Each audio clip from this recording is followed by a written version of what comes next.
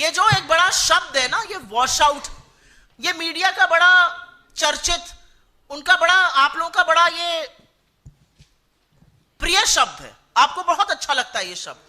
और आपसे ज्यादा आपके जो कमांडो वॉरियर एंकर स्टूडियो में बैठते हैं उनका तो बहुत ही उम्दा प्रिय है, रोज ऊपर लिख के आता है वॉश आउट वॉश आउट। क्या है वॉश आउट? और भारत का सदन क्यों है?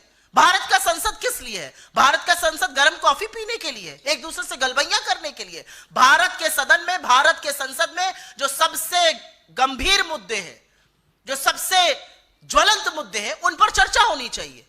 एक आपका उद्योगपति जो नरेंद्र मोदी का चहेता है, ये सारी दुनिया जानती है। नरेंद्र मोदी के कहने से उसको श्रीलंका में, बांग्लादेश में, इजराइल में, कीनिया में, हर जगह डील मिलती है।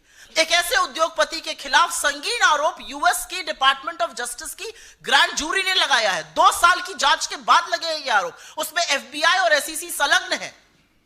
दुनिया भर के देश, Kenya, Sri Lanka, Bangladesh, Switzerland, Australia, America, सब जांच कर रहे हैं अडानी के खिलाफ। सब एक के बाद एक डील कैंसिल कर रहे हैं, उनका पैसा फ्रीज कर रहे हैं। और हमारे यहां हम ऐसा प्रिटेंड कर रहे हैं मानो कुछ हुआ ही नहीं हो।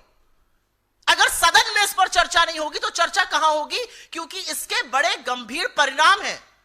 अडानी पर जो जांच लगी है और जो शिथिलता नरेंद्र मोदी की सरकार और नरेंद्र मोदी के लोग और उनकी एजेंसियां दिखा रही हैं, वो पूरी तरह से भारतीय उद्योग जगत पर, भारतीय मार्केट पर, भारतीय इन्वेस्टर के लिए बहुत बुरा संकेत है। ये कहीं ना कहीं हमारी जो कानून व्यवस्था है उस पर सवाल उठाता है, ये फेयर प्ले पर सवाल उठाता है, ये कॉर्पोरेट गवर्नेंस पर सवाल उठाता है। और इसलिए इसकी चर्चा सदन में होनी चाहिए।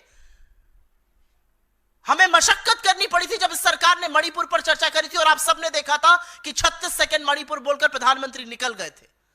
यह सरकार बेरोजगारी पर चर्चा नहीं करेगी, महंगाई पर नहीं करेगी, आर्थिक असमानता पर नहीं करेगी, अडानी पर नहीं करेगी। तो मोदी वंदन करने के लिए सदन नहीं है, वो बीजेपी के हेडक्वार्टर में करिए।